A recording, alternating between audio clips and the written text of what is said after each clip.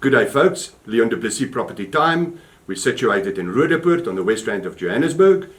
And today we would like to discuss the first-time home buyer and the process and some guidance. And for that, I brought in Gina Fourie, a 20-year veteran with Betterbond. And it's her job to facilitate home loan applications and to secure for the buyer a home loan at the most favorable interest rate. Gina, thank you very much for taking the time to be with us today.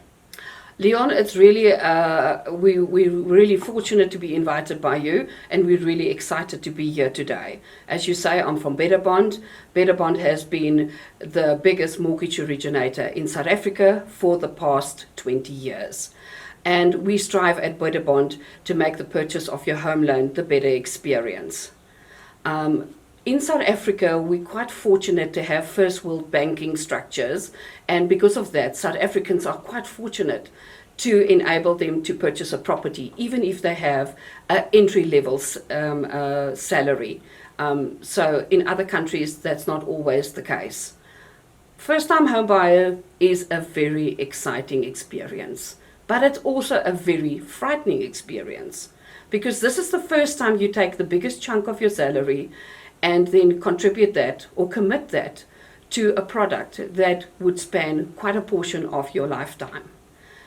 It's very important for our first-time home buyers not to be overwhelmed and for them not to feel like they might have bitten off more than what they can chew. Gina, how would you guide a first-time buyer to prepare themselves for this life-changing experience?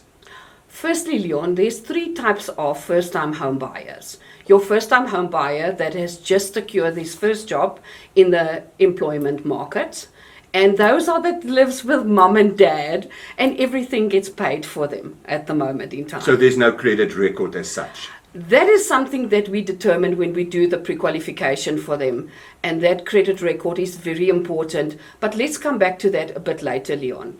The second type of home buyer is the person that, due to circumstances, has had a very bad credit experience, tried to fix that credit experience, and now in a position to basically buy their first home. And then we have the third person, the person that always believes that he might not have earned enough to enable him to buy a home, but has saved over the period of time and is now ready to buy his first house. Experience form, and we do that specifically because that determines your scoring with the bank for them to make the final decision when you do your home loan. It is very, very important that your credit check is up to date and that your scoring is quite high so that you can afford to get that home loan from the bank. That's an interesting point, Gina, because I don't have enough fingers and toes on to even recall how many people that the request that I get from them is, I'm renting for 10,000 Rand, so I'm looking to buy a home with that same bond repayment every month. How does the bank see that? Leon, there's certain rules in when you rent, and there's certain rules when you buy a home loan. When you rent, basically, nobody determines how much out of your salary you can pay towards renting a property. So you could be earning 15,000 Rand and still rent for 15,000 Rand. Nobody's going to bat an eyelid. They're just going to do a credit check and allow you to rent. With the bank, there's certain rules government lays down for them, and then certain rules via compliance that is laid down for them as well. For a client to have to abide by those rules before they can even promise to give them a home loan. From government side, they make it the rule, they've made the rule that 30% of your income you can max use to buy and pay towards your home loan. So if you're earning a salary of, say, 21,000 Rand, the max amount that you can utilize then is 7,000 Rand of your salary to repay towards your home loan. I can afford a property in a certain bracket, but I don't have the cost. Are the banks in the current economical climate that we're in at the moment, are they willing? We know 5 years ago, 8 years ago, it wasn't a problem. They will even give you 108%. Are we still getting 104, 105% loans today? Leon, there's really quite a few products out there at the moment in time from the banking industry that assist our clients that is first-time home buyers. It's called a cost-inclusive bond. Some of the banks would give you up to 110% bond, depending if you earn a certain amount of salary, up to max 24,000 Rand. And if you are professional and you're doing your internship like a attorney, a doctor, advocate, architect, then you can get that 110% bond from a certain or specific banks. There's also one bank that specifically look at 105% bond, and you can buy up to the maximum amount of 1.8 million. But the only rule they have is that you have to be a first-time buyer. And they check that out before they register your property. So in all fairness, if you're not a first-time buyer, then please cannot apply for that home loan. What I hear from you is information provided gets verified.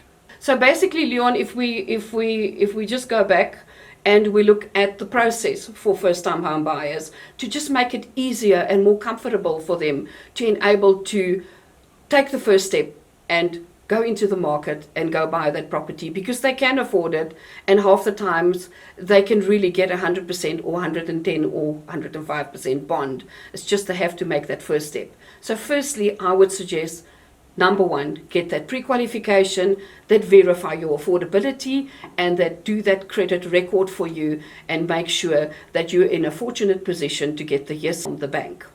Secondly, to make 100% sure that you choose to take the certificate and present that to your agent, and then your agent, especially when you have 2 or 3 offers on the table, it just really alleviates the stress for the agent as well, to say, but my client has got a pre-qualification, this is what they can afford. And if you can show that to your seller, if there are competing offers, I'm sure they will look at yours more favorably.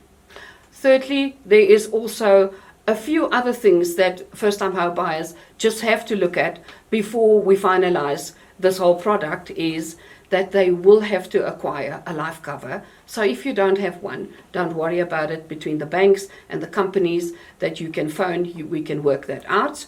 And of course, if you are living together and in a partnership and not married, then you can always sign a cohabitational contract that would probably be done by the attorney that runs the bond application for us. Gina, thank you very much. I'm sure we've cleared the way for first-time home buyers. I am going to put your name and your email address and contact details in the description link below.